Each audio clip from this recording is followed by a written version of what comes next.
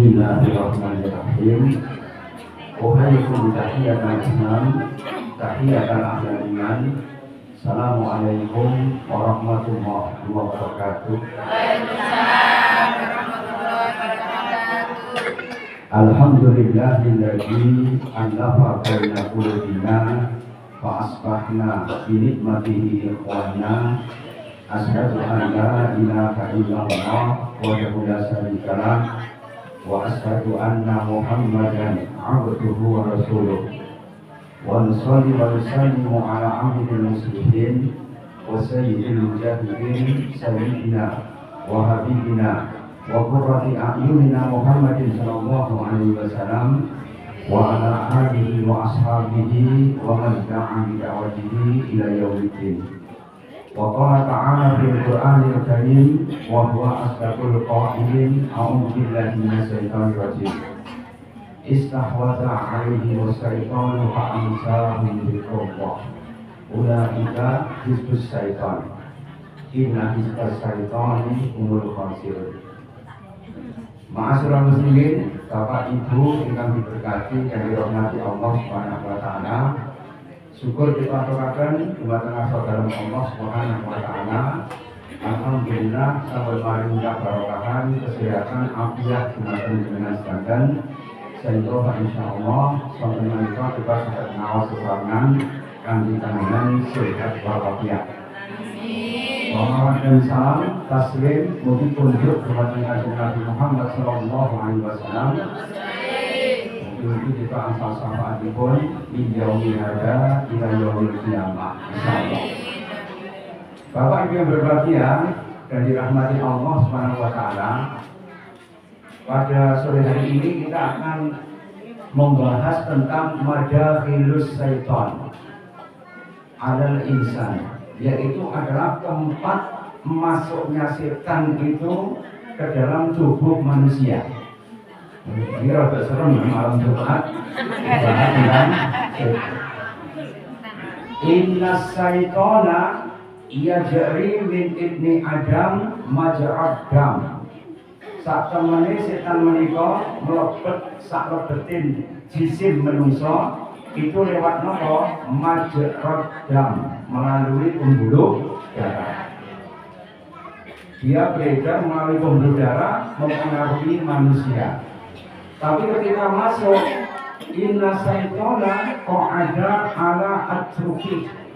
Setan itu mempunyai pintu masuk ketika dia itu mau masuk di manusia. Kalau betul lewat lawan, kira-kira ini 18 pintu yang akan dimasuki setan ini kira-kira 18 memakai apa ini? Kira-kira nuntut betul ini. Saat menikah kita membahas yang pertama. Pintu masuk setan pertama ingin menikah godok. Godok itu apa? Nesu. Karena saat ini menikah latak dok walakan janah. Jangan kamu marah, jangan kamu marah, jangan kamu marah. Nek jenengan sakit mengendalikan marah, buat bakal jannah, maka jenengan asal surga. Jadi surga itu dengan mengendalikan marah. Wa idza ghadiba ahadukum falyatawadda. Apabila jenengan itu lesu, marah, falyatawadda, cepat-cepat mengambil wudu. Inna syaitana khuliqat min nar. Saat kemudian setan itu diciptakan dari api. Wanar tudhi'u bil ma'i. Sedangkan api itu bisa padam kalau kemudian terkena air. Wa idza ghadiba ahadukum, nek jenengan nesu mongko wal yatawaddo, maka coba-coba berwudu. Kalau kita marah dalam keadaan berdiri, maka kita duduk. Kalau duduk cik mau masukin permut mawon, beda kok mau mangkal cik nesu mawon, ya jenengan kemudian harus berwudu. Wis wudu kok cik nesu mawon, jenengan dan sholat rakaat ajain, sholat 2. Pas sholat ternyata di nesu, ini udah ganti hati. Karena sudah tidak ada obatnya lagi. Karena itu kalau jenengan dalam keadaan marah, wa idza ghadiba ahadukum falyatawadda. Maka kita harus cepat berwudu. Imam Ghazali, Abdul Hamid Al-Ghazali itu menggambarkan di dalam Ihya Ulumuddin, pilih tiang sing nesu itu kayak dene bal. Bal sing ditendang oleh Erling Haaland. Delok sepak bola mboten jenengan? Oh, bosan ya. Kira-kira bapak-bapak ya. Kira-kira Portugis menang mboten lho.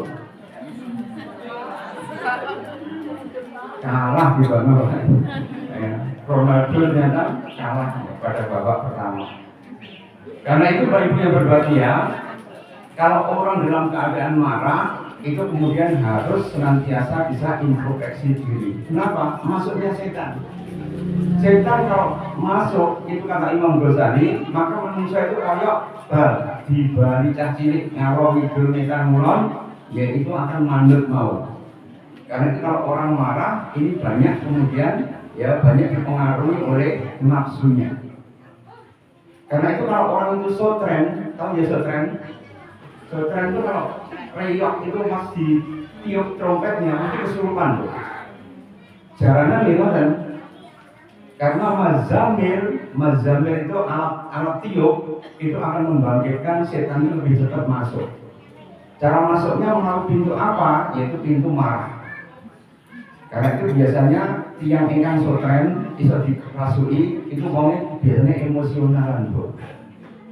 Makanya jenengan gampang emosi, kok ngerantes, kok pegel tapi dindem dewe, tensi jenengan mesti menggaskan. Kalau jenengan itu kemudian nesu kok diempat, itu kemudian ya jenengan akan sakit yang namanya paling mati. Nek jenengan nesu sampai asam lambung keluar. Jadi GERD itu adalah asam lambung itu naik ke atas sehingga ini menjadi pemanas namanya heartburn. Heartburn itu apa? Ya panas pada dada karena apa? Asam lambung yang naik.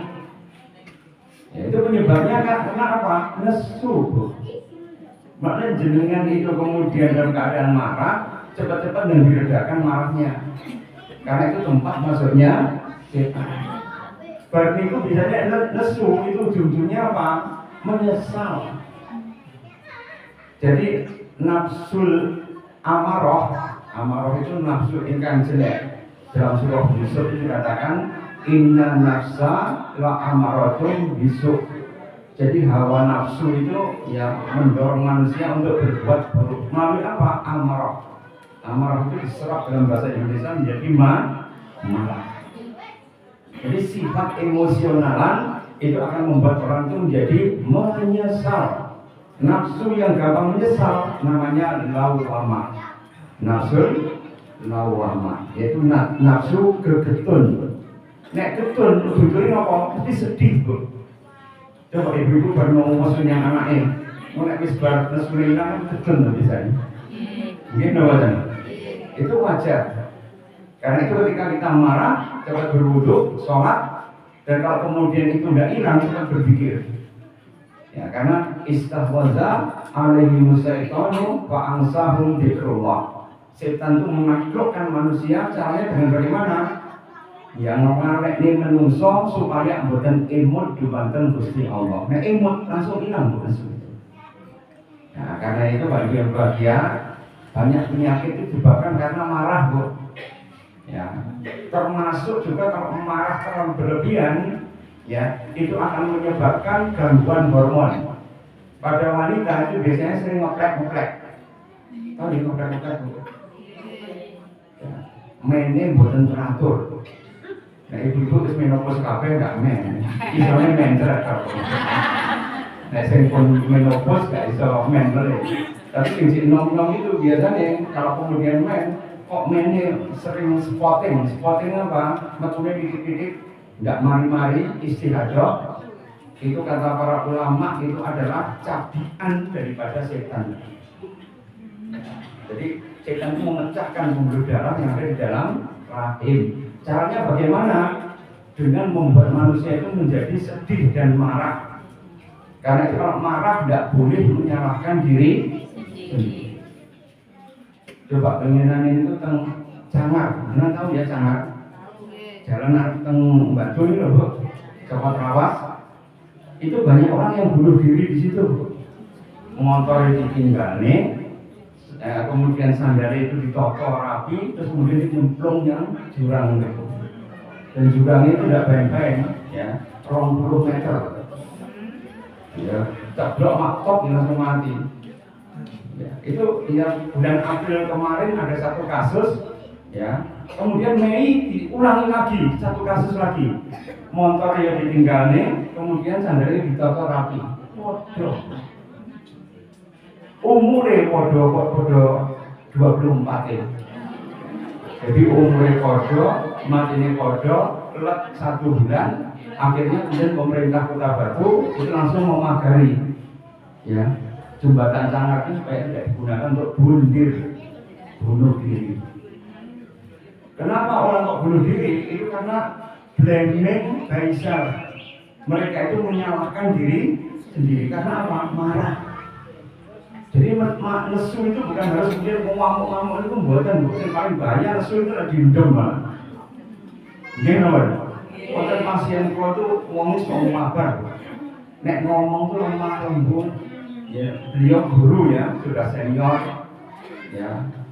Kalau sakit rokok Mas Azhar, ngomongnya rokok mau halus lagi. Kalau tensinya terlalu ngatus, Bu. Sampai kemudian ini itu nggak nutut. Ya, air rasanya mau keluar sampai rasanya mau turun itu masih deg-deg. Artinya apa? Tensinya lebih dari 300. Kalau sampai Pak, jenengan itu ngomongnya semua bar. Kok jenengan tadi dulu ngomong 4? Nggih, kula ngempet. Ternyata orang ngempet itu banyak. Kita sabar, tapi ternyata ngempet. Caranya pun supaya masalah itu selesai. Kan menurut saya kadang-kadang menghadapi masalah itu tertutup kan pintunya. No way out, tidak ada jalan keluar. Maka salah satu untuk mencari jalan keluar itu apa? Ini tawakal. Tawakal ini apa? Yaitu ada tawadu umrika ala Allah azza wa jalla. Menyerahkan semua masalah dengan itu pada Allah Subhanahu wa taala. Kok ora iso berarti jenengan dereng sikoh tidak mau dereng percaya dumateng Gusti Allah. Coba kalau jenengan jadi Hajar itu adalah istrinya Ibrahim. Ditinggal di padang tandus, cuma diberikan 1 girbah air dan kemudian 1 karung kurma untuk waktu yang sangat lama. Ditinggalkan di tempat yang tidak ada airnya sama sekali. Dalam dalam Al-Quran itu, surat Shofat itu digambarkan beliau itu ya berada di wadi yang tidak ada airnya dan tumbuhannya.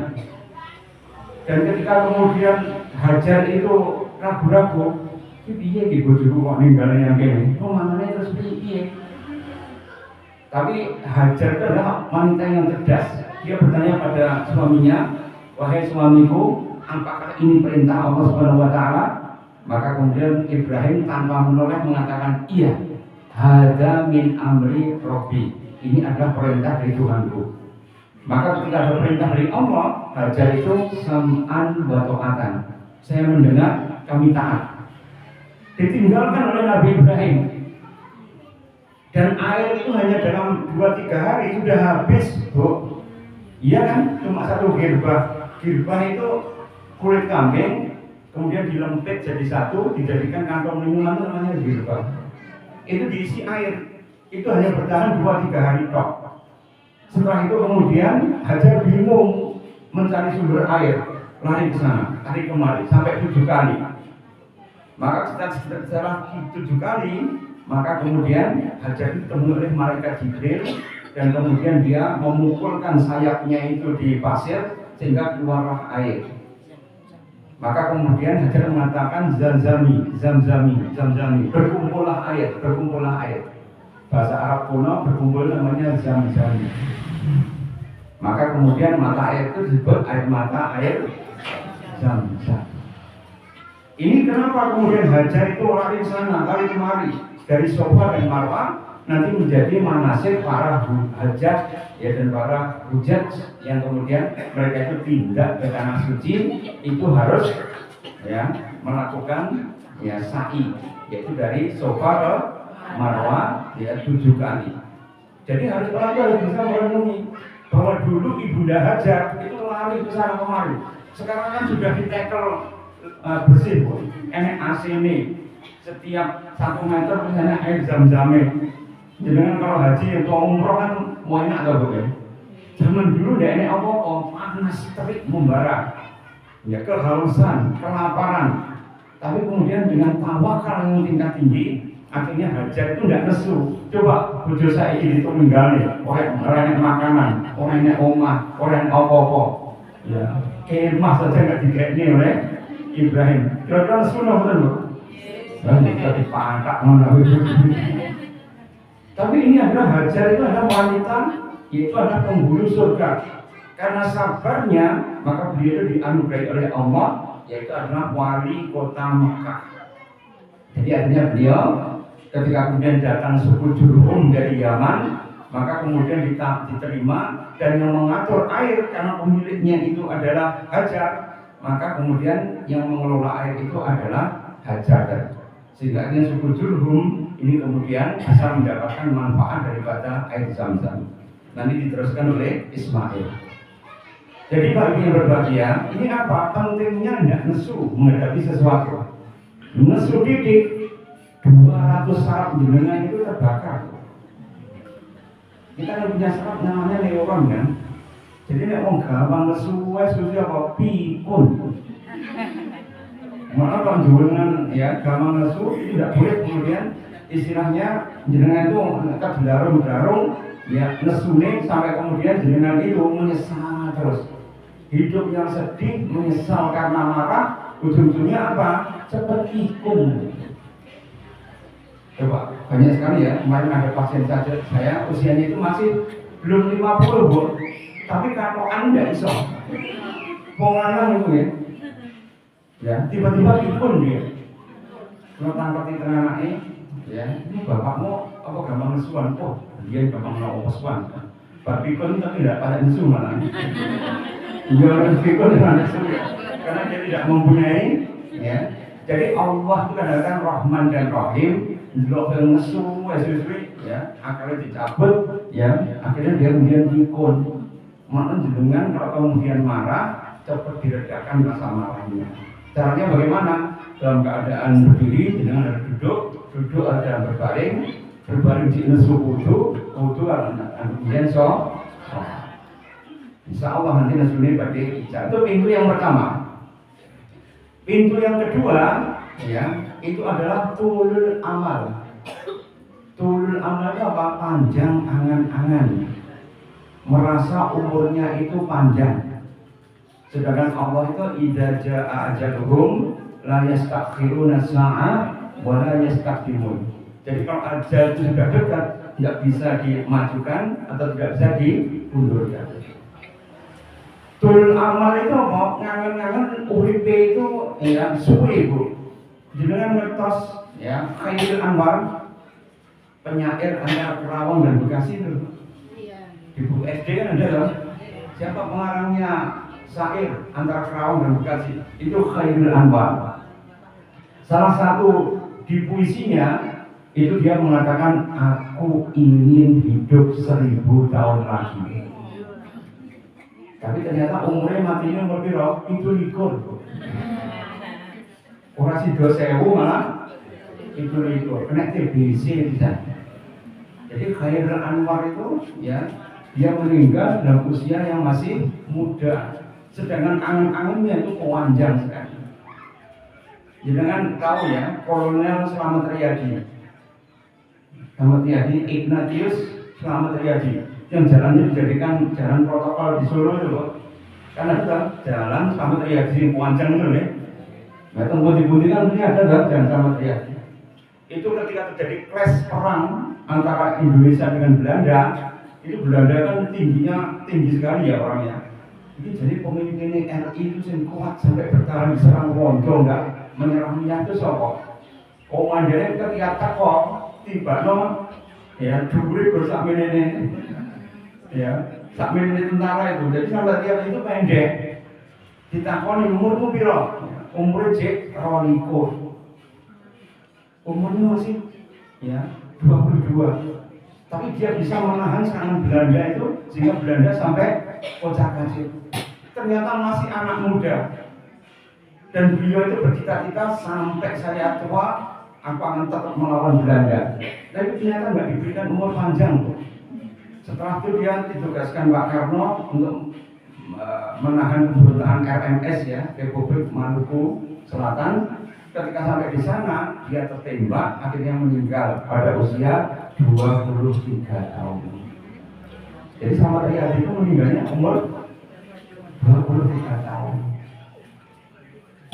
Juga pamannya Prabowo, namanya Subianto Joyo Hadikusumo, yaitu adiknya bapaknya.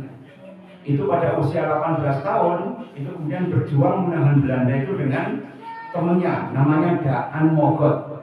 Jalan yang paling panjang di Jakarta itu namanya Daan Mogot.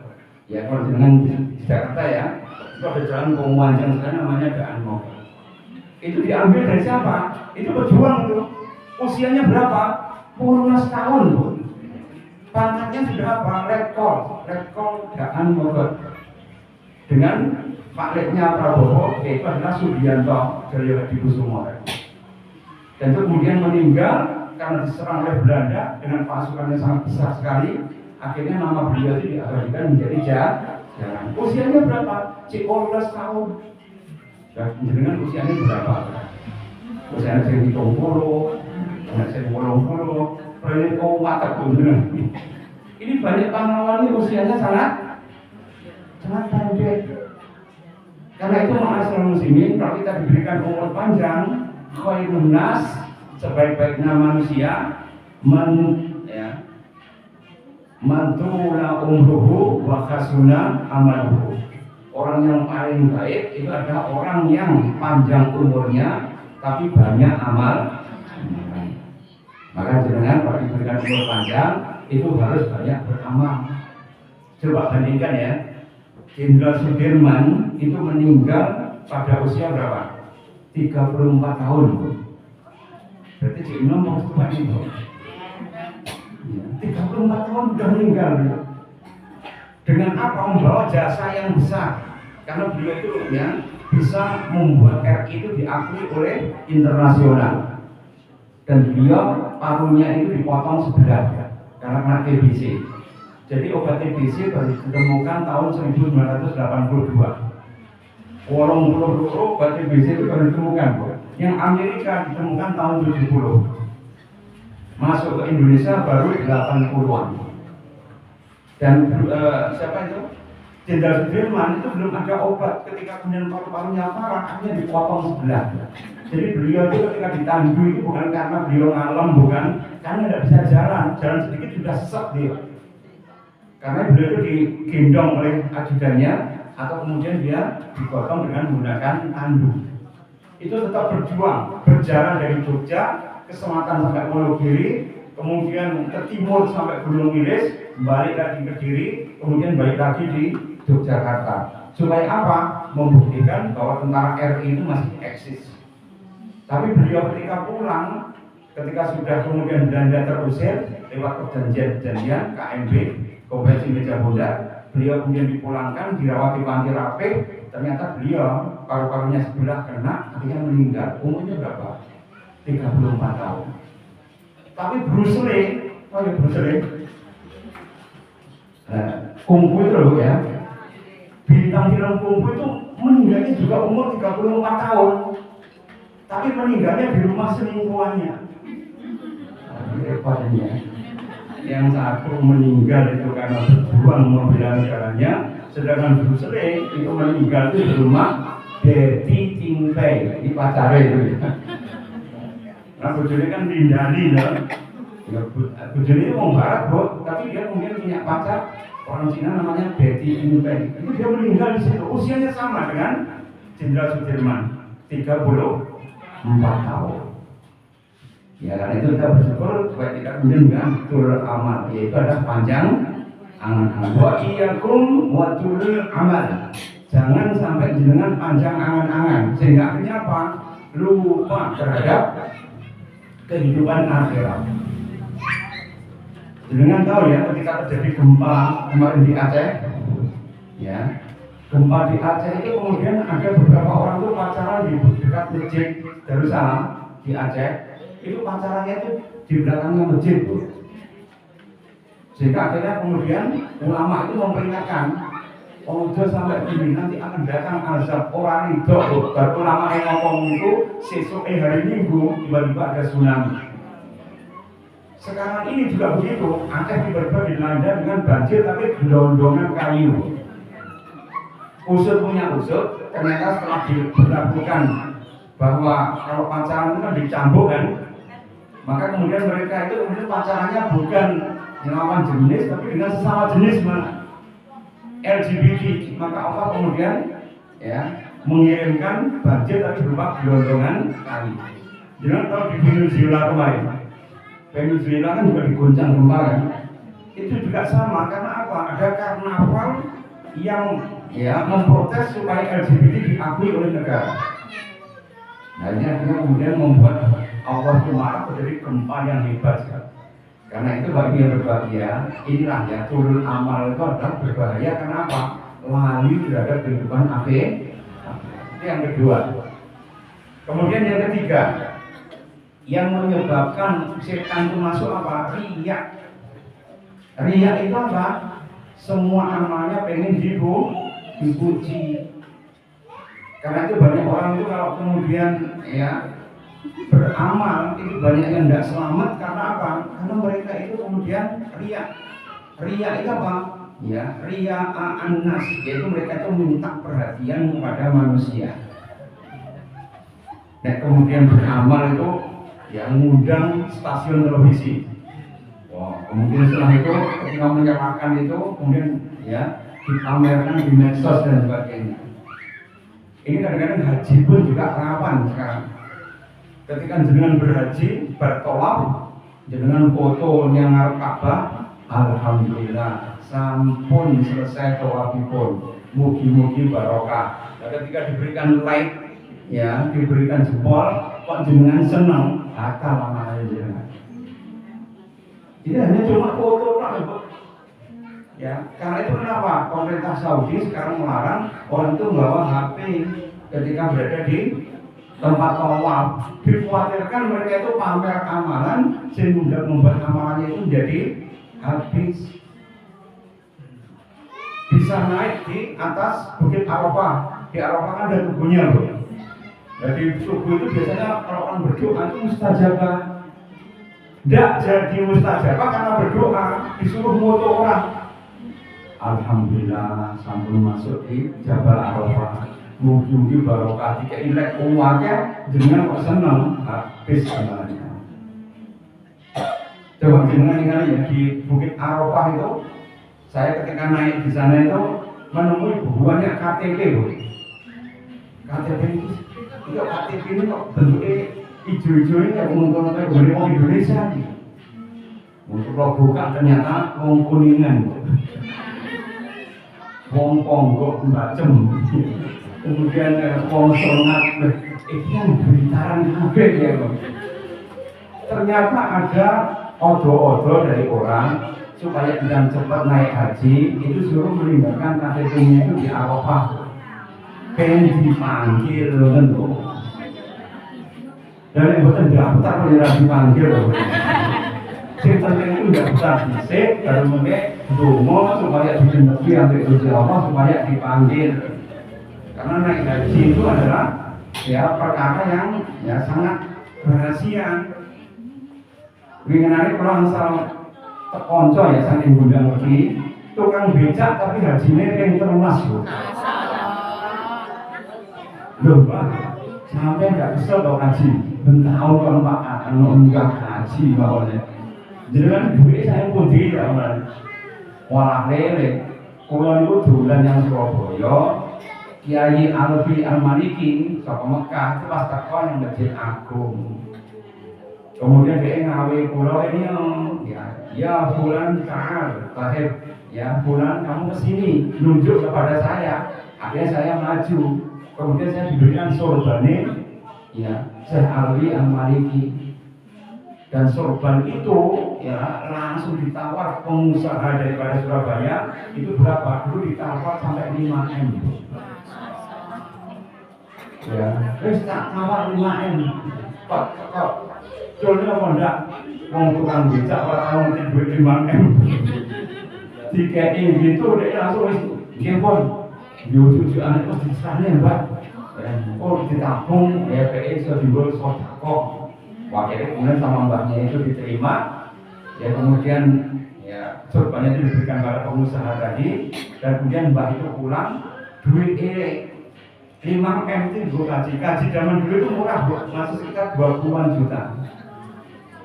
Nah kira-kira 20 juta itu 5M kira-kira pengen ya.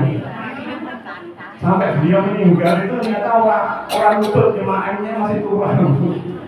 Karena dikeluarkan berpuluh pimpinan belum tahu nih enggak haji nih. Nah, pas baru pulang itu pas terakhir tahun 2010. Ya, ini jauh akeh nih.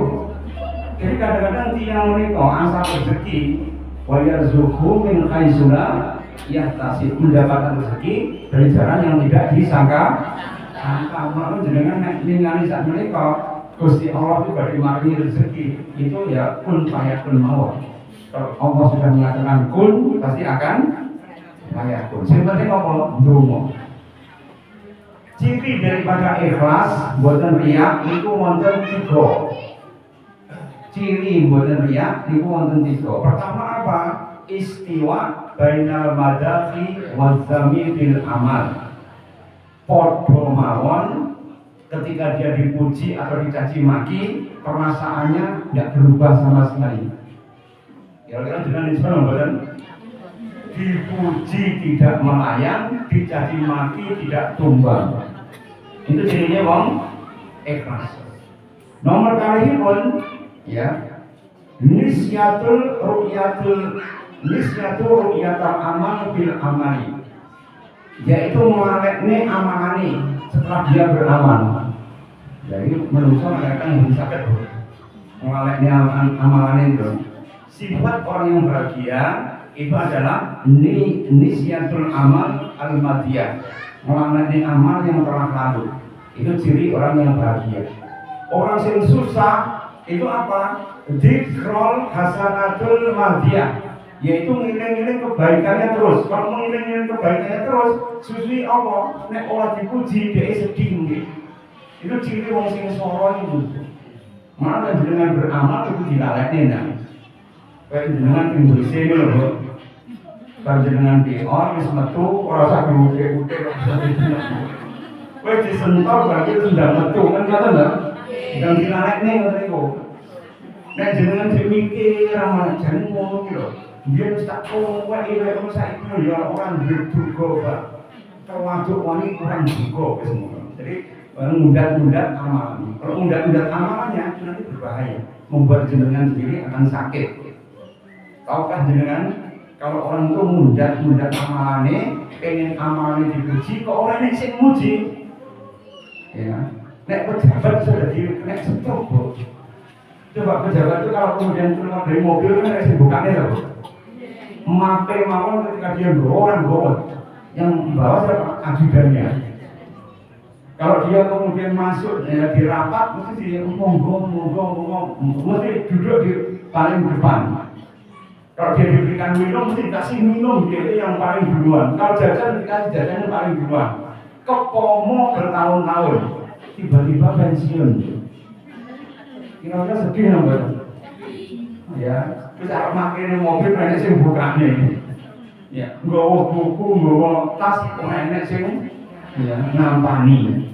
Ketika dia kemudian masuk di rapat RW, RT ya, semuanya ya biasa-biasa saja. Enggak enek sing nyubyo-nyubyo. Akhirnya apa sedih? Namanya post power sindrom. Post-power sindrom kan membuat orang jadi kena stroke nanti. Saya pernah ngisi itu BI itu Bank Indonesia itu di Kediri itu. Itu ada seorang pegawai BI yang sudah pensiun, itu ternyata dulu suka nyetir, Bu. Ya, suka nyetir dan sebagainya. Tiba-tiba ketika dia pensiun, ambil bojone disematani, wah Pak wis kayaknya mau ini foto. Wakilnya dia nggak tenis lagi, nggak jogging lagi, nggak ketemu dengan koleganya, ya tidak serawung dan sebagainya, ngomah terus bulan darahnya naik, 5 bulan mati kena stroke. Malah sudah pensiun, sudah sepuh, tidak boleh kemudian berhenti beraktivitas. Ya, jadi aktivitas itu harus terus. Coba Pak Tani ini yang sudah sopo sekali, yang salah kan jadi sehat mohon. Ya. Dan jenengan itu kalau ningali semua ajal itu sebenarnya sudah ditentukan, Bu. Kan Sutrajaya nengenane wong sing mancing terus ya. Sitae ning jaba, sitae ning jero. Karena wedi nek kesambar petir. Ya. Tapi kemudian ketika petir datang, kok gak ngeneki sing wong jaba, mlebu teng gardu.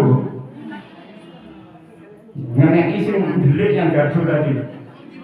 Ya, malah sumbelik malah kena duluan. Jadi kadang-kadang ya urip itu tidak bisa dipikir. Karena itu kita harus sama, ya istiwa, ya bainal madakhi wazam. Kemudian harus melupakan amal. Kemudian yang ketiga, sifat orang yang ikhlas itu adalah waqtido'u bisawabil akhirat. Maka kemudian ikutannya itu adalah sawabul akhirat, yaitu adalah pahala akhirat. Dan tidak minta pahala di dunia, mintanya itu pahala di akhirat. Karena itu ma'asyiral muslimin, nek uang itu punya sifat 3 tadi mesti tidak akan lihat. Dan kalau kemudian kita ikhlas, hati kita itu tenang. Kalau tenang, turunnya mesti iso. Coba kalau jenengan itu sudah melewati masa di atas 50, ojo mikir lereng. Karena jenengan bariku arep mantuk. Bar kuwi duwe butuh. Bar sing butuh akeh. Sing jaluki jenengan bukan berkurang malah semakin banyak. Iki napa ten? Jadi jenengan kalau mikir, wah aku wis tuwek, kudunya aku tak lereng. Ya kudu dinak-nakne ngono Mas, jangan cepat mati. Jadi urip itu harus menghadapi tantangan. Kalau jenengan itu kemudian kok mandek pengen ya keleren sedelul, saat itu jenengan pasti akan sakit. Entah itu mumet, boyoke loro, geringingan. Coba ibu-ibu sing sepuh itu lungguh suwina geringingan kabeh. Ya. Kenapa kok geringingan? Karena hormonnya sudah mulai berkurang. Lah hormon itu semakin berkurang kalau orang itu sedih. Nah, sedih itu kan apa? Enggak dihormati orang lagi. Maka kita itu minta hormat pada Allah, enggak minta hormat kepada manusia. Imam Syafi'i mengatakan, ridho unas ghayatun la tudrak. Kalau jenengan minta perhatian manusia, mongko niku nggih menika dalan ingkang tanggung lamun. Sampai tanggung lamun. Jadi kalau jenengan itu kok curhat ke manusia mesti dimintai. Karena curhat jenengan itu hanya pada Allah. Kalau jenengan curhat pada manusia bersakit hati kok. Coba kalau jenengan aku gitu, anakku sekolah gede malah jaluk. Jadi mungkin piye to? Ah yo iki anakku lek akeh jangan sing jaluk mencintai mana mesti. Jadi semua yang kita keluhkan pada manusia mesti tidak benar. Mesti diintai, mesti diremehkan. Karena itu kalau jenengan kemudian selalu dengan manusia, maka jenengan itu harus sabar. Caranya bagaimana? Meletakkan semua urusan itu hanya kepada Allah Subhanahu wa Ta'ala. Kalau enggak, ya penyakit itu teko kabeh, Bu. Minimal jenengan tahu mumet ya. Mumet itu penyebaran bukan penyakit, Bu. 90% mumet itu karena sutris. Kalau jenengan itu pegang ya, menyiapkan makanan untuk anak-anak pada pagi hari, kok disusu bapaknya tiba-tiba apa sabuknya hilang, lali ndekeni HP. Kocok-kocoknya bingung ini digoreng ini. Maka ini bojone melok pupuk. Akhirnya tuh pegang. Nah tegang itu kalau kemudian kabeh wis budal, anaknya budal sekolah, bojone budal kerja, dengan wis bar masak, itu tidak mumet kok. Tapi begitu leren, nanti mumetnya itu metu. Pernah nonton? Itu penyebabnya apa? Karena ketika jenengan menghadapi sesuatu itu jenengan tegang. Dan ketika kemudian jenengan itu ngarep-ngarep istirahat, tiba-tiba turus gitu kan digali. Ini mau loh, listriknya orang banyak bro, dan bayaran loh. Wah, waspada. Dari satu sepaneng ke sepaneng yang lain, itu sebenarnya harus kemudian dijeda dengan apa? Sholat. Wasta'inu bisobri wassalah. Minta tolong dengan pada Allah itu dengan sabar dan sholat. Dulu isu-isu salat apa? Salat duha. Mungkin kalau sudah menjelang zuhur, sudah sholat duhur. Siapa yang sholat duhur? Kalau menurut ilmu psikologis ya, Jamaluddin Ansor, salah satu tokoh ya peneliti psikologis, kalau orang itu kemudian sholat duhur itu tepat waktu, pas matahari itu ya kemudian berada di tengah-tengah, itu jenengan akan terhindar dari penyakit emah. Cuma orang itu nek apa? Sholatnya itu cepat-cepat. Itu saya marahin tidak barokah itu. Mungkin apa ya? Malah sholat itu harus dimaknai kan? Qad aflahal mu'minun. Sungguh beruntung orang yang beriman. Walladzina hum ala sholatihim khashi'un. Kalau orang itu beruntung karena dia beriman, maka ketika sholat dia itu adalah khashi'un. Khashi'un apa? Khusyuk. Ya kita itu mencari khusyuk tidak bisa. Saya ngomongin dan coba sholat, tapi kemudian apa? Dan mangan. Maka kalau sudah dihidangkan makanan, kalau dengan bersesuai, makan disik baru sholat. Lebih baik dengan itu kemudian ya makan dulu, tapi di sholat itu nggak mikirin wene. Cuma dengan sholat mikirnya mana? Itu malah kemudian sholatnya menjadi khusyuk. Ya karena itu ya kalau jenengan ingin ya hatinya tenang, maka jenengan itu harus kemudian ikhlas. Itu pintu yang ya ketiga, yaitu riya. Kemudian pintu yang keempat apa? Kiber, sombong. Sombong itu apa? Yaitu merasa dirinya itu yang paling baik. Ana khairum minhu. Aku lebih baik daripada Adam. Perkataan iblis.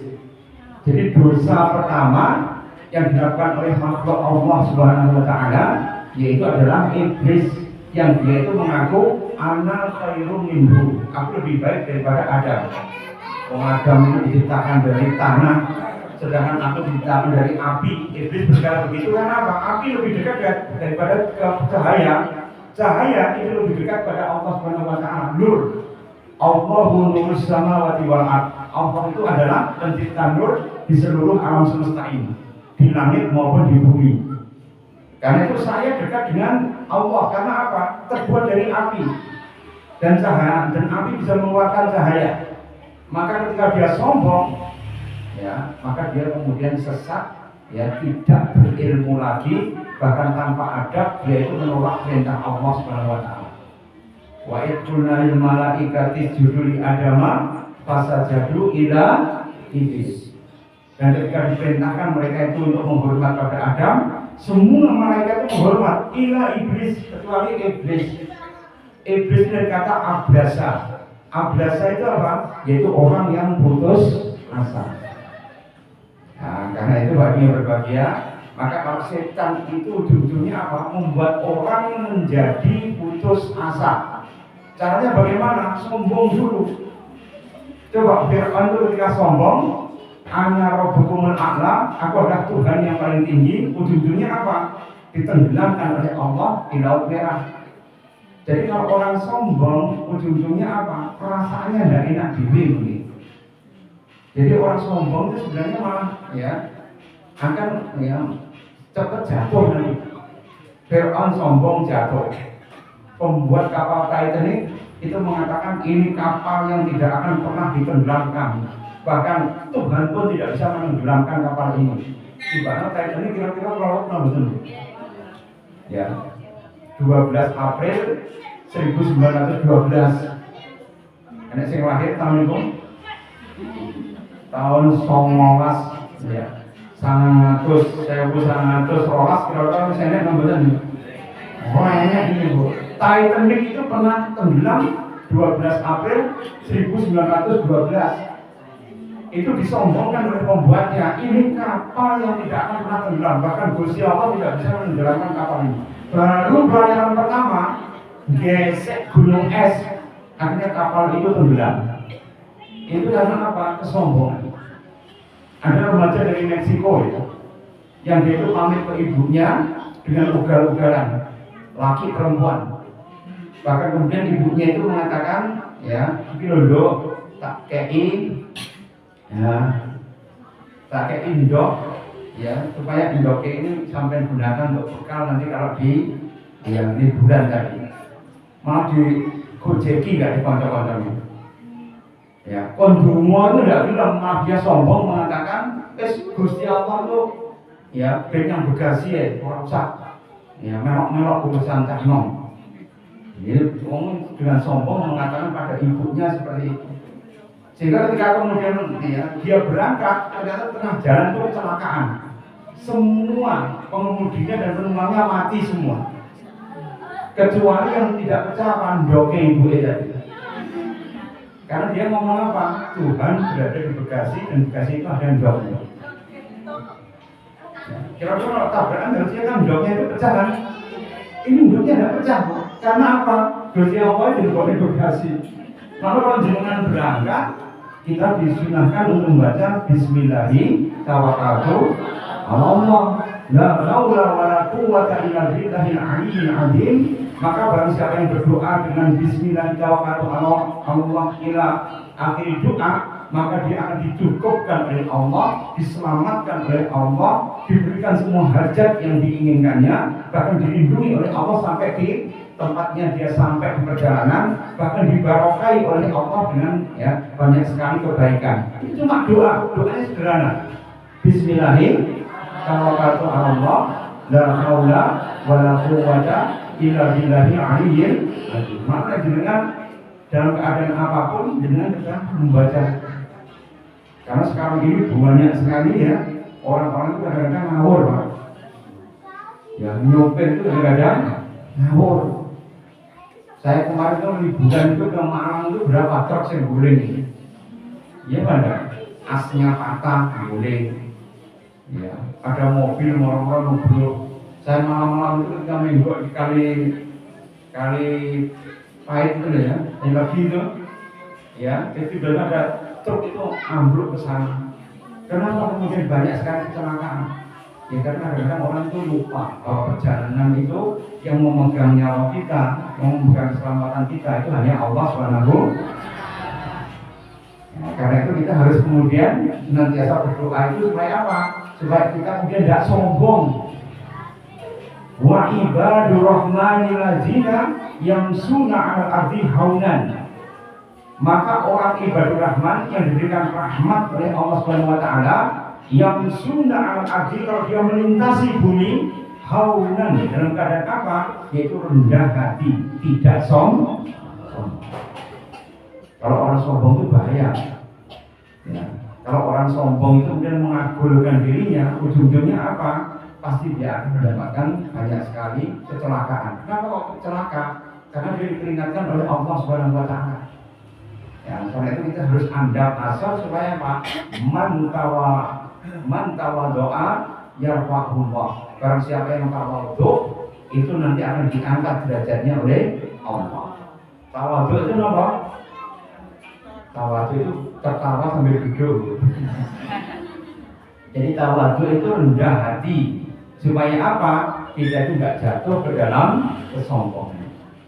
Itu kiber, penyakit sombong. Kemudian yang kelima, yaitu apa? Hasud. Hasud itu apa? Yaitu iri, dengki, serai.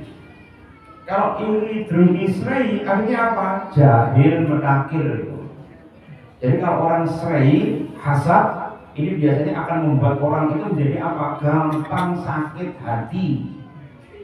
Ya, karena itu kalau jenengan ningali hadis dari Kanjeng Nabi Muhammad SAW, wa iyyakum wal hasada, wa innal hasada ya'kulul hasanati kama ta'kulun narul khatab. Jangan jenengan srei dengki. Keranten hasad dengki itu bisa memakan kebaikan sebagaimana api yang memakan kayu bakar, habis semua. Jadi apa? Coba kalau ada tonggone itu mari masang wifi, tonggone batu mobil, itu malah tonggone sebelah itu kembung sendiri. Ini mesti mutuyul. Karena kemudian serai dengki artinya apa? Menuduh ya tanpa bukti. Ini pernah ya, di tempat saya itu ada seorang itu yang tiba-tiba itu rezekinya itu lancar, terus pekerjaannya itu ngingu bebek, nek bengi dia itu golek golekan ini lho Pak, bekecot kali golek kodok juga tambah pakane, ya juga tambah pakane BPE itu loh. Nah ketika bunyi itu dia nyuluh kodok ini kok dia kan bawa lampu loh. Dan ketika dia berada di tempat gelap, bawa lampu dituduh dia itu kesugihan babi ngepet. Akhirnya dikobrak-kobrak dia uang, begitu. Ya, dia itu apa itu sugih itu bukan ramah nopo. Itu dia ngimbu babi ngepet. Coba nek ngimbi sampai delok, nek temu tidak kali kan dia bawa suluk itu bawa kayak lampu itu loh ya. Dan itu kemudian membuat orang itu salah paham. Karena apa? Iri dengki bu. Bahkan ada seorang yang kaya raya, ya di tempat saya itu kalau kemudian dia itu kan sering kalau jalan kan gitu. Mau itu doang, itu mungkin gendong buyur. Jadi pikirannya orang itu aneh kan bu. Saking kok dia itu kadang-kadang nuduh orang lain itu dengan tuduhan yang tidak benar. Karena apa? Dengki dan tahu kan jenengan, kalau jenengan hasud, iri, dengki, itu penyakit yang paling sering apa? Mah. Jadi kalau nyeri lambung itu penyebabnya karena apa? Jenengan itu melihat kenikmatan orang lain itu tidak suka. Definisi hasud atau dengki yaitu adalah tamani zawala nikmatal ghair, yaitu dia itu tidak suka Allah pun memberikan nikmat kepada orang lain. Pengen nikmat itu dipek diri. Paham ini ya? Jadi definisi hasud itu apa? Tamani zawala nikmatal ghair. Dia pengen nikmat orang lain itu hilang. Dan kemudian nikmat itu dipek diri. Karena itu Habil dan Qabil. Itu kemudian Qabil nesu karena apa? Istrinya Habil cantik. Qabil itu tidak pakai cantik. Ikrimah itu kan saudaranya Qabil, lahirnya bareng kayak Qabil. Syariatnya Nabi Adam itu tidak boleh, lahirnya bareng itu dirabeknya tidak boleh, harus disilangkan. Ya, disilangkan dengan apa? Saudaranya Habil yang lahir duluan. Sedangkan yang bareng dengan Habil dinikahkan dengan Qabil. Bareng dengan Habil itu lah Buddha itu tidak pakai ayu. Ya, akhirnya Qabil nesu. Ini bapak itu orang adil, aku dikai semua enek, masku dikai sing ayu. Ya. Dosa pertama anak Adam itu apa? Dengki. Kalau dosa pertama di akhirat itu apa? Sombong. Doa para penguasa yang tiran kayak Namrud itu apa? Serakah. Dulu zaman Nabi Hud itu ada penguasa yang namanya Shaddad bin Ad. Dia anaknya Ad, yaitu kaum Ad, di mana didakwai oleh Nabi Hud. Saking kaya rayanya, Shaddad bin Ad itu kemudian membuat surga tiruan. Jadi dia membuat surga tiruan. Surga itu bentuknya apa? Yaitu adalah di bawahnya ada air yang mengalir, tumbuh-tumbuhannya lebat, jalannya dipenuhi dengan ya permata mutu manikam. Seluruh bangunan dari emas dan perak digawe semua. Semua wanita cantik seluruh dunia dimasukkan sebagai bidadarinya. Dan ketika dia sombong di hadapan Nabi Hud, inilah surga yang aku ciptakan. Maka surga itu diringkes oleh Allah. Ya dengan apa? dengan azab yang sangat dahsyat sekali, dengan angin topan, sehingga akhirnya kaum Ad itu kemudian menjadi ya hancur dan diselamatkan Nabi Hud itu dengan pengikutnya. Kenapa dia? Karena Sadat bin Ad itu sombong. Yang kedua, dia itu kemudian serakah, ingin kabeh itu dipunyai, bahkan surga pun ingin dipunyai di dunia. Ini keliru cara berpikir. Maka kalau orang kemudian serakah, ujung-ujungnya apa? Mesti dia akan celaka.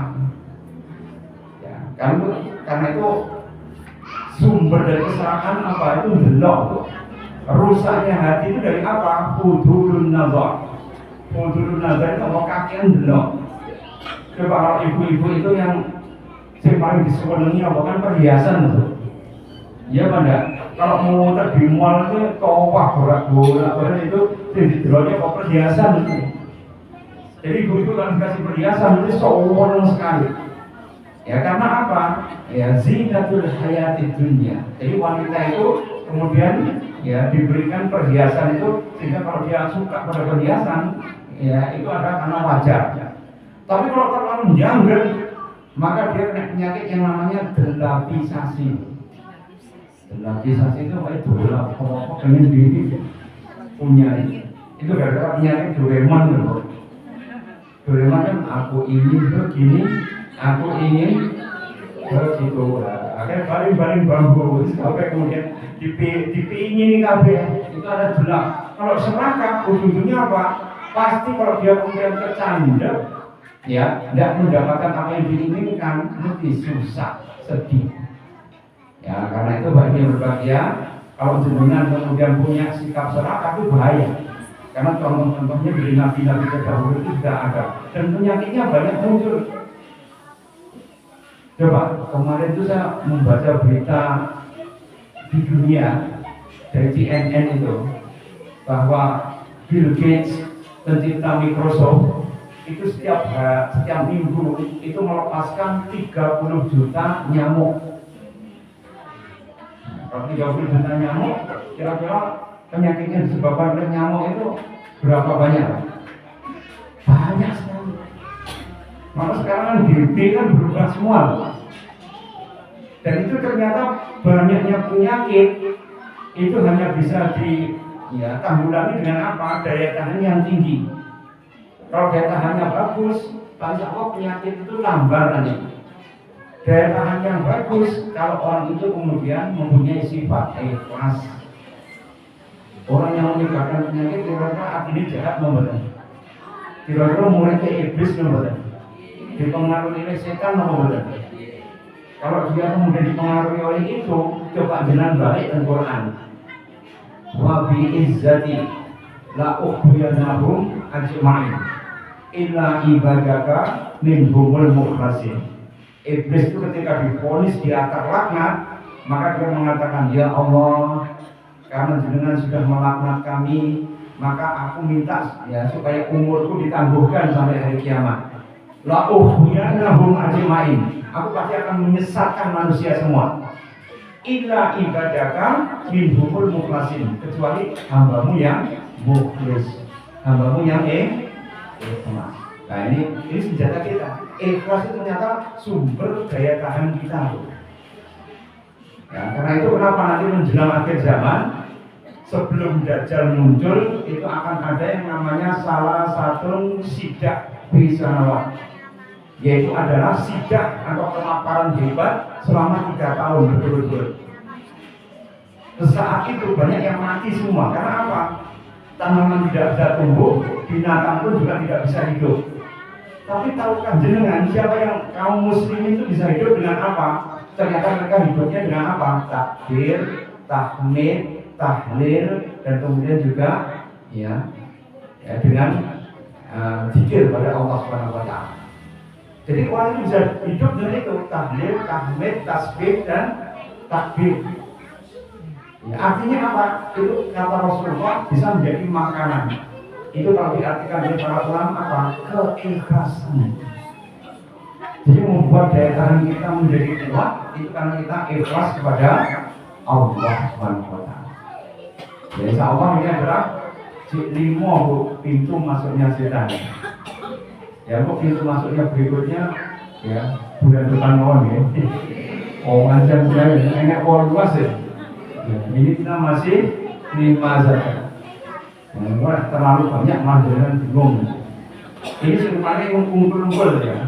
Yang paling utama itu ada yang depan ini, yaitu adalah ya, supaya kita nggak gampang marah, kemudian kita nggak panjang angan-angan, nggak boleh sombong, nggak boleh kasar, kemudian nggak boleh serakah.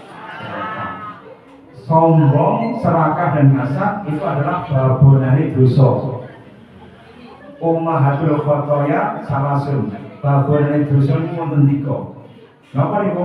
Kiber, hasad, wa khirsun. Kiber itu apa? Sombong. Hasad itu apa? Dengki saya. Ya, kemudian ya, serakah itu apa? Khirsun. Maka kalau kita kemudian tidak punya penyakit serakah ini, penyakit mesti ngumpul kabeh. Ya, lewatnya apa? Yaitu lewat hormon. Jadi kalau hormon itu keluar, ya, ini berupa hormon kemarahan, maka itu akan memecah lemak. Bahkan jenengan kalau kemudian asam uratnya tinggi, itu bukan karena makanan. Sing paling banyak karena apa? Marah.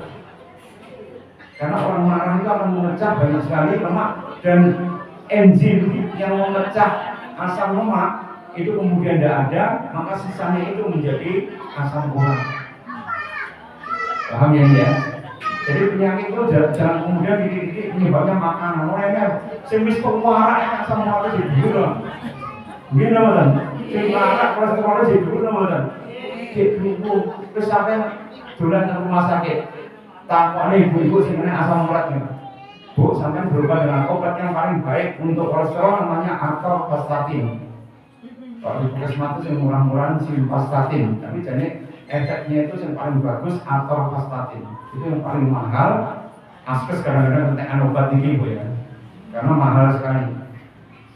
Tapi itu kalau diobatkan ke pasien, kadang-kadang tidak turun belas bu. Awalnya sih obat puskesmas mulai tidak turun belas. Obat yang paling mahal saja tidak turun. Karena apa? Penyebabnya bukan itu. Malah jangan kapan-kapan bulan jangan punya penyakit kronis. Pas bulan ke rumah sakit, kok obatnya apa atorvastatin? Oh iya mah, oh iya obatnya paling apik nih. Dan jangan turun buat ini, pancet mau di atas 200 kolesterol. Apalagi ibu-ibu ya, ibu-ibu itu kalau mainnya sudah habis, itu kolesterolnya gampang naik. Penyebabnya apa? Orang sarehnya bu. Jadi mbah itu bukan menjadi ya pikiran istirahat buatan, malah buat tambah apa-apa. Coba kalau jenengan semakin tua itu kan keluhan dari keluarga semakin banyak. Apa semakin berkurang buatan, semakin yang diperlukan apa? Sikap mental kita. Tahukah jenengan sabar pahalanya banyak. Tapi jenengan itu takak menghadapi, tak insya Allah ini pahalanya banyak. Innama yuwafasobiruna ajrohum bi'ulai kisah. Siapa yang sabar, pahalanya tanpa hitungan. Sabar itu pahalanya tanpa hitungan. Ya insya Allah itu gambaran tempat masuknya setan. Untuk tempat masuknya itu ada 18, prosesnya itu ada 10. Kemudian ya, wong sing mengamalkan amalan setan itu enak 50 ya. Kira-kira dibahas ya, bahwa betul ini ya, sampai akhir tahun mungkin materinya berentek. Ya insya Allah nanti kapan-kapan kita bahas lagi, moga-moga ini bisa benar. Mungkin ada yang mau ditanyakan kalau ini semuanya? Jip, moga. Jadi dokter tadi sudah bilang bahwa orang yang mumet sakit mumet itu katanya penyebabnya stres gitu kayak tadi loh. Terus saya punya family di Dok.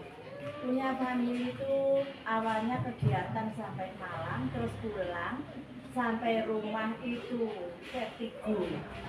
Vertigo itu tidak berani melek karena munyet-nyet sampai ya sudah dibawa ke Aminah, sudah dibawa ke Malang. Terus sampai sekarang tuh sudah 1,5 bulan. Itu kok asam lambung. asam lambung, makannya ya sedikit, duduk ya nggak bisa. Itu gimana ya Dok solusinya? Iya. Jadi sakit munyar pusing itu namanya vertigo. Vertigo itu model kali. Pertama itu vertigo fungsional, yang kedua itu ya vertigo karena saraf. Kalau vertigo karena fungsional, fungsinya terganggu, itu karena lendir yang menyumbat di telinga tengah. Kayak adem-ademnya ini ya. Jadinya kok ngombe es berarti sepeda motor. Maka tuba austasi, lubang telinga tengah itu kalau tertutup lendir, di situ itu ada namanya saraf vestibular, saraf keseimbangan. Cirinya apa? Benging. Jadi kalau jenang mulai benging, nyeri pada telinga, itu hampir bisa dipastikan kalau itu tertutup total itu vertigo. Paham ya ini ya? Ini penyebabnya apa? Lubangnya itu tertutup lendir. Cara mengobati gampang loh. Tribun ngombe jahe, serai, tanpa gula, kayak madu, itu kadang-kadang buka sendiri. Tidak perlu obat. Yang kedua, ini ditutup, mulut ditutup, terus kemudian disebul ke arah telinga. Begitu nanti membuka, itu vertigo langsung hilang. Wah, mulai kayak ini orang berubah sampai nanti. Dari rumah Iya. Aminah 4 malam, sudah boleh pulang tapi tidak dibilangi itu saja. Tidak dibilangi itu. Jadi kalau ya itu ilmu kedokteran itu harus komprehensif. Komprehensif itu mikirnya nggak boleh. Misalnya kalau dokter ya ada vertigo itu obatnya podo, saraf maupun fungsional obatnya podo. Nah obatnya beta histin mesilat. Beta histin mesilat itu anti vertigo. Nanti mereknya banyak, ada vertigo, ada ada beta histin dan sebagainya. Itu mereknya lain-lain, tapi isinya satu. Beta histin mesilat namanya. Kalau itu diminum, itu kalau penyebabnya itu tidak diowahi, itu tetap vertigo. Ya karena yang penting bagi kita itu harus kemudian ditegakkan diagnosis terlebih dahulu. Ya, ini penyebabnya apa? Kalau saya penyebabnya yang kedua, penyebabnya karena apa? Persarapan. Ya, persarapan itu apa? Karena kemudian kita tadi kan ada dua ya penyebabnya. Karena tersumbat lendir, yang kedua apa? Saraf. Sarafnya kenapa? Tegang tuh. Ya, dari mana datanya? Ada asam lambungnya. Pasti dia punya tanggungan. Jadi tanggungan yang tidak bisa diselesaikan. Entah punya utang, entah punya tujuannya, punya ya, ataupun dia kemudian nyakiti orang lain sehingga ya, dudon dan sebagainya. Atau pasti dia punya tanggungan itu. Sehingga akhirnya kemudian dia menghadapi hidup itu ya, menganggap resiko hidup itu menjadi sangat ya horor. Cirinya apa? Emaknya sering kumat. Ya, kemudian apa? Asteriknya kalau enggak kuat ya daya isinya berpengen turun, jadi melarikan diri dari masalah. Paham ya? Itu namanya penyakit astenia, lari dari masalah. Penyebabnya apa? Karena pola asuhnya dulu itu dimanjakan oleh orang tuanya. Coba senang lihat lagi pola asuhnya. Ya, kalau pola asuhnya itu dimanjakan orang tua, ya kepomo terus menghadapi resiko mesti lari dari masalah. Obatnya gampang itu jadi apa? Keberanian ngadepi urip. Ali bin Abi Thalib mengatakan idza habta syai'an faqih. Kalau kamu menghadapi sesuatu, lawanlah rasa takut itu. Anak saya itu tak tawari, kalau kamu berani menikah pada usia 19 tahun. Ternyata tak wani kabeh. Tak tantang.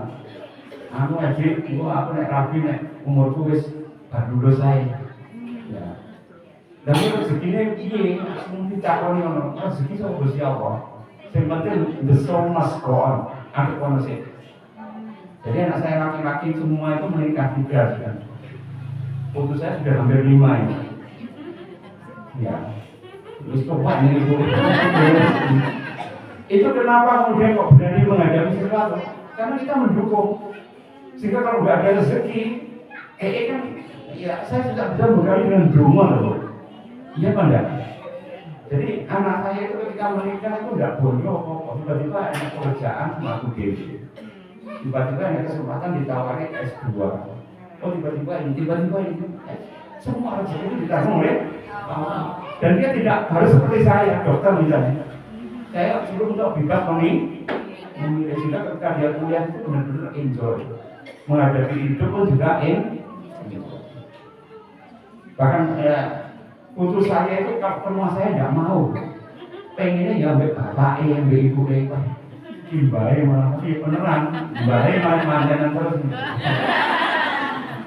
Itu karena apa? Sampai putus saya itu nggak mau ke rumah saya itu 1 jam 2 jam sedang pulang. Maka dia sudah ambil pas 1 ini, tapi nggak terlalu apa, dia saling kok gitu-gitu saja ya. Tapi kalau di Jawa kan kalau punya putu kan mesti bahaya sih lebih loh. Saya dulu itu mbak saya itu punya anak cuma 1, ibu saya kok. Dan perempuan. Begitu saya lahir langsung dipek mbak saya. Kayak anaknya. Saya langsung dipek mbak saya. Bahkan mbak saya itu menyusui saya, Bu. Orang lain yang menyusui saya menyusui itu sampai 5 tahun. Ibu saya 2 tahun, mbak saya 3 tahun. Terus gedang gablok kan disusui dalam mbak. Sehingga akhirnya apa? Kemudian membuat saya itu kalau menghadapi resiko itu biasanya cilik hati.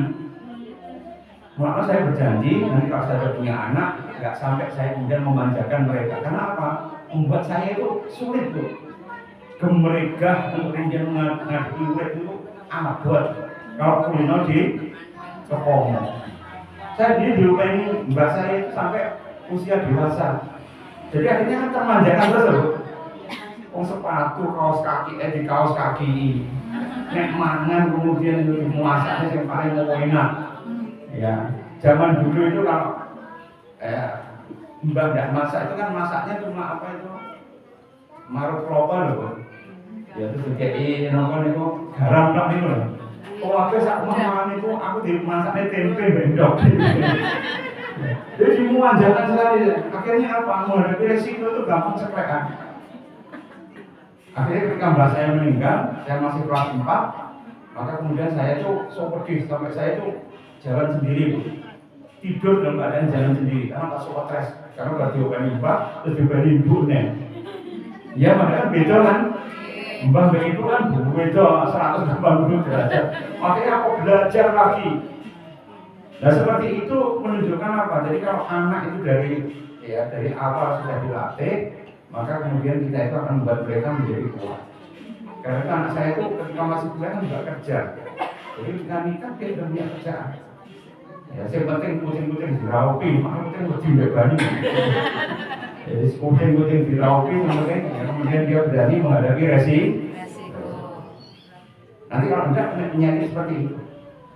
Jadi juga ada pengalaman ya, waktu saya kerja di rumah sakit ini, itu ada seorang tuh yang kayak terlibat tigo terus, kemudian dia itu asam lambungnya terus lemas, orang-orangnya dan besar ya. Itu datang di UGD, di lalu ya Lingi, itu ditandu. Ya ketika kemudian saya memeriksa, itu bocah itu normal KB, tapi kok dia kok gejalanya, keluhannya kok sampai dibuat sampai tandu. Akhirnya saya ngomong ke bojone, umurnya masih 25 itu kok, masih muda. Ketika saya kemudian ngomong, terus saya gak nangkep. Ternyata apa? DE itu pengen mandiri, tapi moral-moralnya itu maksa supaya urip serumah di PMI, perumahan mertua indah. Sing lanang itu pengennya ngontrak, enak-enakan gak apa-apa, sing penting ya DE itu mandiri. Tapi ternyata moral-moralnya itu menekan, gak usah lagi mau main, panganan ya. Wis stop tuh mopak kafe, itu kalau usah terlalu sulit, seperti sampai kerja, mulai mau balik bojo ya wis mari. Kan enak loh, yang masak di kamar tua. Tapi semuanya itu pengennya itu mandi. Karena enggak ngomong mengucapkan tadi, makanya dia sakit hati lagi. Itu namanya tanggungannya. Begitu kemudian saya jamin, wes mas, ini mau sampai setuju, sampai kan boleh kontrak, langsung mak jenggira, pun kurang nggak usah ubah Pak Dokter pemantul. Memantulnya karena apa? Dijamin tadi bahwa kesulitannya itu dia boleh kontrak sendiri, cuma itu tok yang diperlukan jawabannya. Paham ini ya? Jadi vertigo itu bukan penyakit tuh. Ada dua saja. Kalau nggak kesempat lendir, ya mesti banyak tanggungan tadi. Nah sekarang tanggungannya itu cuma satu. Apa itu? Judul. Judul itu apa? Judi. Kemarin ada pasien saya gitu, masih muda, usia 21 tahun. Ya, itu ibunya vertigo terus, tak takoni. Jadi sampai mau saya loh. Guru dari ibu bapak ini sedo, dia itu kemudian masih muda, di kuliah. Kenapa Pak Ibu sampai ini? Aduh, dia akhirnya keluar apa? Dia terjebak judul, ibunya itu sudah pensiun, bapaknya itu meninggal, tapi punya pensiun, dan kemudian utang judulnya berapa? 2M. Utangnya 2M. Terus dia mau piye nek pensiunan itu? Ini benar. Waktu itu vertigo terus asam lambungnya terus. Coba jangan kalau main juga ya, dengan kawan itu ditawari oleh ya pinjaman online. Wes ini tak tawari 100.000 diambil, kok tak tawari 500.000 diambil. Nanti kalau dia masalah judi terus naik, ya, sampai kemudian miliaran. Kalau dia tidak bayar, langsung diambil oleh debt collector, bahaya. Sekali debt collector. Ya karena itu sekarang modernnya seperti itu loh. Jadi kalau dengan menghadapi sesuatu itu anak-anak harus diajari ya sedini mungkin itu untuk bisa mandi. Betul ya, Bu? Bisa ngangkat ya? Kalau menaruh mana sebenarnya? Sama cekap ya? Ya, monggo kita tutup pengajian kita nanti semua, moga-moga dan keluarga dengan diparingi kesehatan dan afiat. Mungkin-mungkin dibaliknya dan ingkang terus diparingi sakinah mawaddah barokah rumah tangga pun diberikan rezeki yang melimpah oleh Allah Subhanahu wa taala, diparingi kesehatan ingkang paripurna sehingga kita kalis mir sabikala lan mugi-mugi mendapatkan kebahagiaan di dunia wa dunia bakal akhir. Allahumma sholli ala sayyidina Muhammad wa ala ali sayyidina Muhammad walhamdulillahi rabbil alamin. Hamdan na'imin, hamdan zakirin, hamdan syakirin, hamdan yu'afini amma wa yukrahni mazidahu ya rabbana lakal hamdu kama yanbaghi li jalali wajhikal karimi wa 'azimi sultanik. Allahumma ighfir lil mu'minina wal mu'minat wal muslimina wal muslimat al ahya'i minhum wal amwat innaka sami'un qaribun mujibud da'wat wa tujabul hajat. Rabbana zalamna anfusana wa in lam taghfir lana wa tarhamna lanakunanna minal khasirin. Rabbana ighfir lana wa israfana fi amrina wa tsabbit aqdamana wa ghfir lana sayyi'atina wa tawaffana ma'al abrar.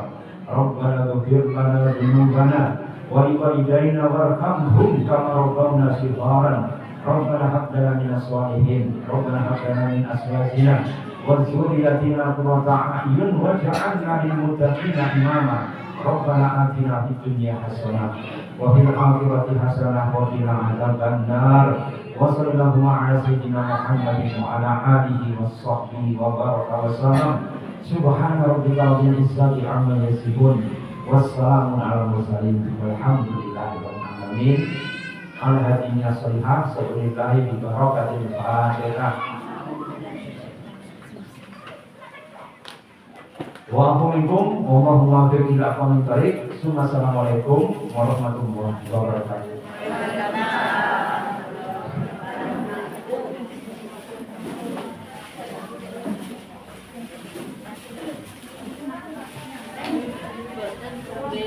Makam langsung.